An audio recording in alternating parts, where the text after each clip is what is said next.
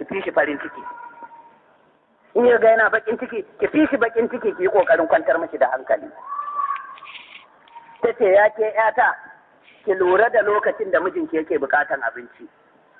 Domin mayunwaci mafaɗaci ne. A hungry man is an angry man. Duk lokacin da kika lura mijinki yana jin yunwa, kin san lokacin da yake bukatan abinci, to kafin ma ya zo gida, ki tanadi abincin.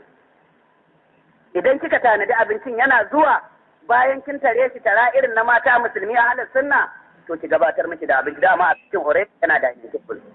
Jiran shi kawai ake yi abincin. Ba sai ya zo tukuna, sai ma ya ce ina abinci na ba. To in ya zama sai ya ce ina abinci na, to ran shi ya ɓaci ma kafin a kawo miki abincin.